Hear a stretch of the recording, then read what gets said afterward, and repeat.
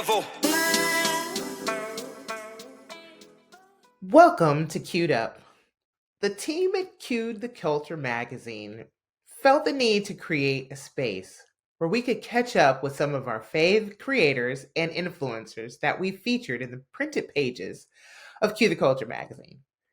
Today, I'm really excited to have my March 4th birthday twin, Robb Armstrong, join us for the first episode of what we're calling Queued Up. We featured Robb and celebrated the 30th anniversary of his JumpStart comic strip in Cue the Culture's issue 2. We titled it Roaring. Hi, Robb. Welcome. Thank you so much for joining us. Let's get queued up. I met Charles Schulz in 1990, so I signed my deal to do JumpStart.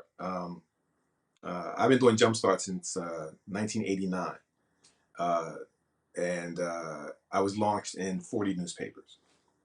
And the syndicate that I was with then was United Feature Syndicate in Manhattan, the same syndicate that distributed Peanuts back then, and Garfield and lots of other strips.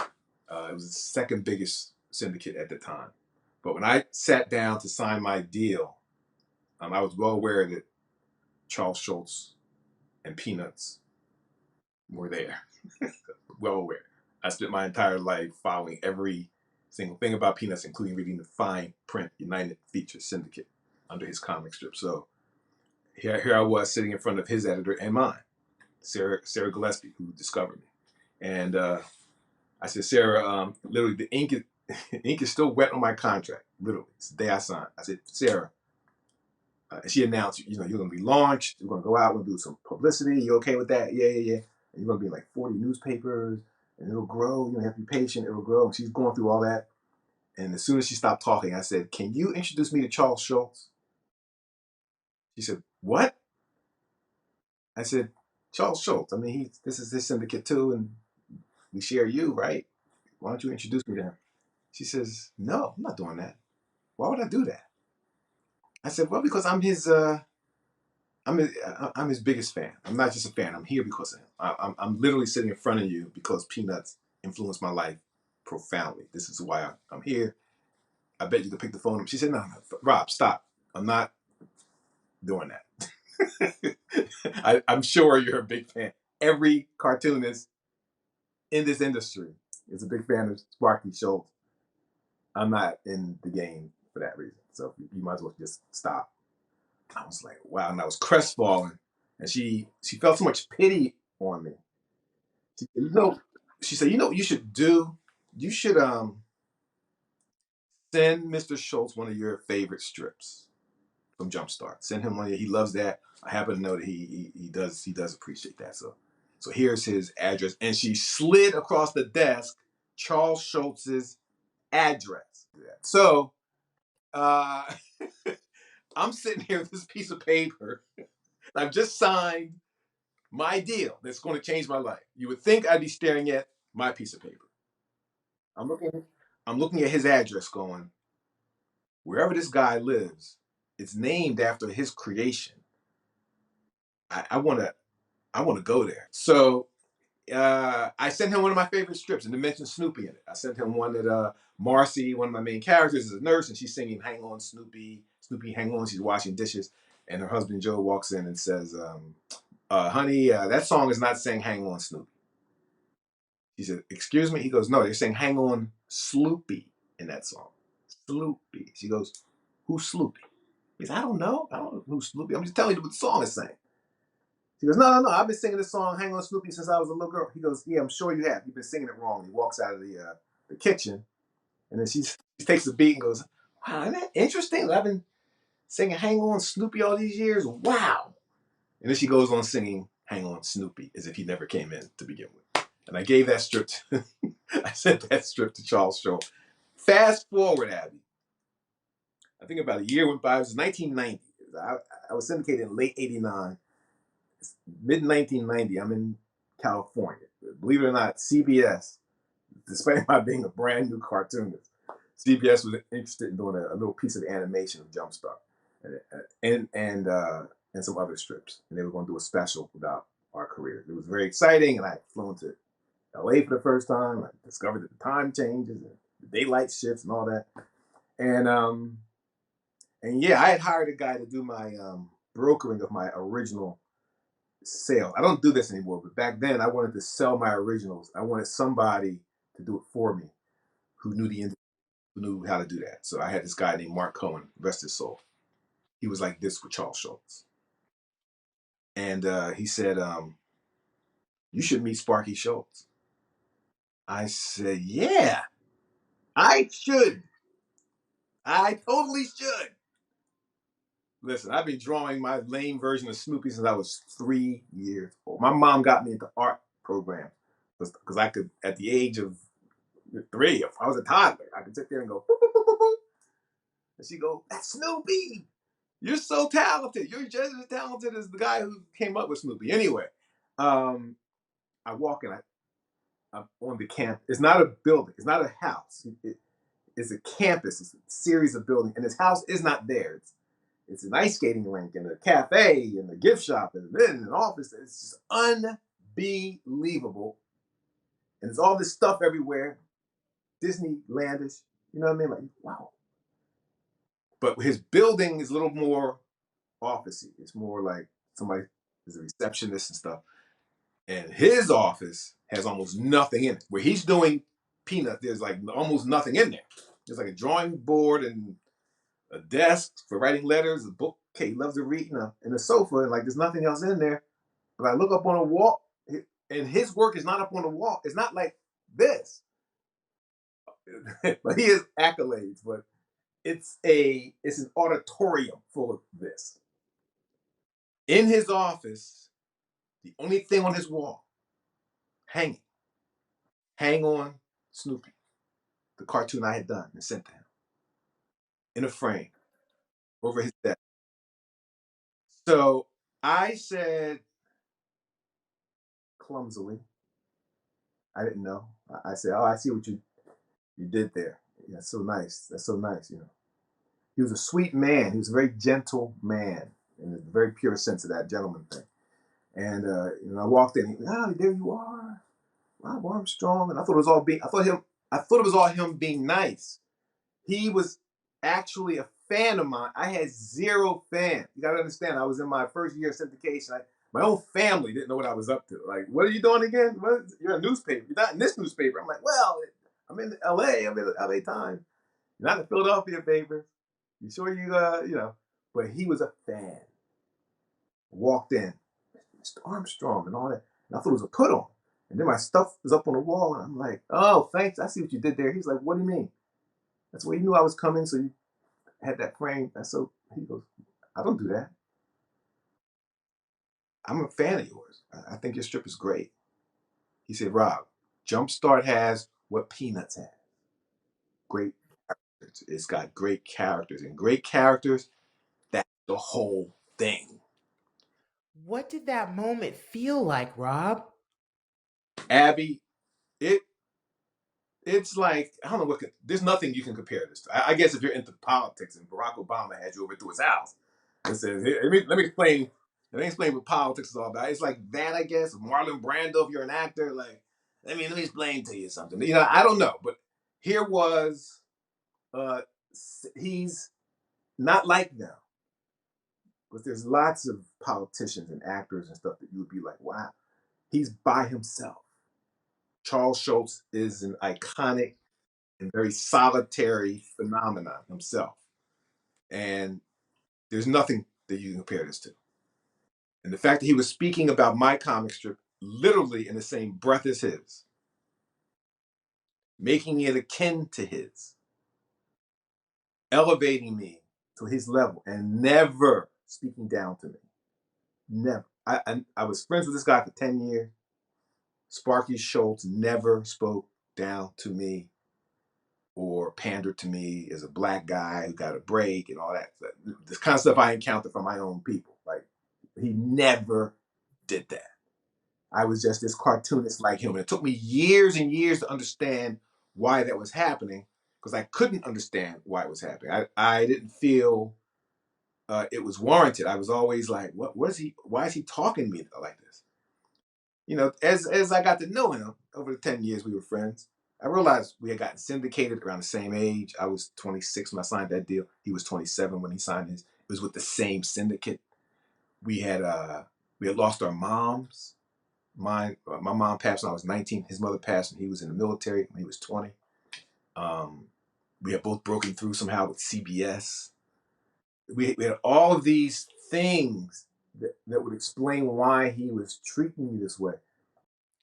JumpStart has really taken you places. Let's jump into Apple TV's Welcome Home Franklin. You've experienced a lot of adversities, tragedies, and setbacks.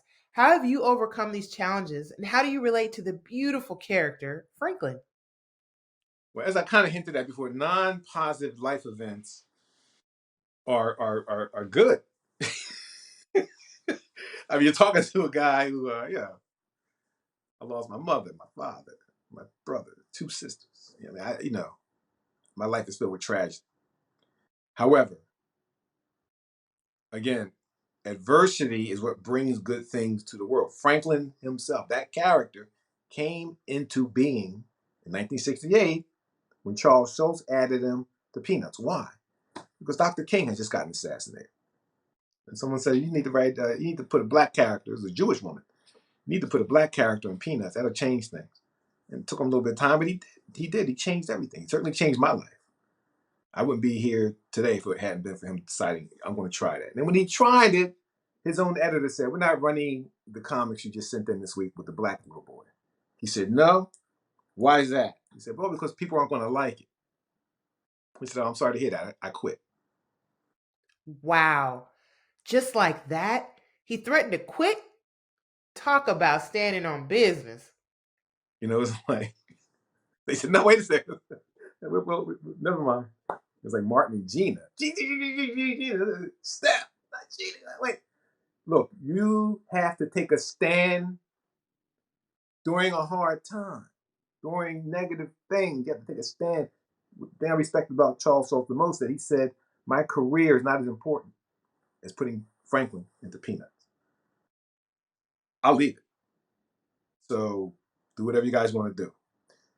It was weird when he was accused of racism years later. I'm like, this is not the guy. This is not the. You got the wrong guy. Charles Schulz was not a racist. That's crazy. I'm going to put Franklin at the table. Okay, don't worry about it. Don't worry about that. I'm going to make sure Franklin gets at the table and welcome home Franklin, and he does. But I think it's so tough to be punished for your art. Tell us a little more about that. So my strip's been around so long that when Rodney King was beat nearly to death, JumpStart was new, and it's about a cop. The main character is a police officer. He's married to a nurse, and so when that happened to Rodney King, and it's on video, and I'm watching TV, I'm thinking, well, there goes my career. I'm just thinking they're going to punish me. They're going to punish. It'll be easier to punish me than those actual living police officers. That's what I thought, and I was wrong. JumpStart improved in circulation. I had many more newspapers after Rodney King than before. And the reason is, as I discovered, JumpStart represented such a positive portrayal of not just police officers, but black people, that a spotlight was shown on it during this time of conflict. And the same thing happened about George Floyd. Um, the world had changed. We were in the cancel culture by then. And I thought, I'm done. When George Floyd died, I'm thinking, that's it. My strip's going to go. It's going to go. There were TV shows getting killed after George Floyd got killed. Literally. Pulled the plug on some shows, with cops in them and everything. So I thought, this is my turn. And I was wrong again. Jumpstart represents the hope of what could be. What could be if only people were paying attention to it, if cops were paying attention to it. And cops did. I mean, not only did the strip grow in its circulation, but the Police Athletic League, a real organization with real human beings, retired police officers mostly. The Police Athletic League reached out to me, and I became the national spokesman. I'm currently the national spokesman for the Police Athletic. It's a police and youth collaboration organization, and it's such a good idea, and I'm so proud to be a part of it because that's the reason it's dangerous out here. Cops and youth aren't feeling each other. So it's a part of the solution, literally. So yes, when you represent positivity, it's not just a good idea, boys and girls. It makes you a part of the solution to something, not just a contributor to the noise. We like to call the audience and demo for the Cue the Culture magazine the now and next generation. What advice would you give to all the aspiring creative artists and influencers? I think when you have your dreams kind of hanging in the balance and you haven't made it yet, it's scary. And the biggest problem is we want it fast. We as young people, we can be desperate. I remember feeling like that. I'm not a young person today. I'm actually part of your parents' generation. I'm a baby boomer. But young people can be very, I want it now. I want it yesterday. It might not happen quickly, but if you persevere, if you have a little faith, I know it's not a religious forum here. I'm not trying to preach to anybody, but you do have to still. I don't care whether you're an atheist. I don't. You need faith. If faith is nothing else, faith in the process. You might have to hang in there. You might have to think to yourself, okay, this might take a little longer than I thought. So you get a job doing something you hate, during that period where you're just working it out, untangling it. Because we are looking for you. We are looking for you. I'm telling you that it's not my opinion. I'm letting you know people in this industry, the writer, director, the producer, the powerful people are looking for young people. So you're right, Rob. Right now, I'm looking for inspiring writers who want to be published and graphic designers to lay out and design in this new day of journalism. We're looking for the next young person. I'm happy to be in the game at my age. I'm happy they're still passing me the ball. But I know that they want that kid, that next person off the bench, that next person coming to the game. I know that for a fact. Because you represent young people with good ideas, young people with a good heart, young people with big, big dreams, represent the future of all of our industries. So please hang in there. Again, I'm not hard to get a hold of. I know Cue the Culture is not hard to get a hold of. I know I happen to be friends with Abby and the people behind Cue the Culture. They welcome you. I'm Rob at RobbArmstrong.com. I welcome you, and I hope that this helps you a little bit. You are such an inspiration. We're going to encourage everyone to watch Welcome Home Franklin on Apple TV. You, your journey, and your creations are inspiration. Thank you so much for allowing us to get queued up on all things going on with you, Robb Armstrong.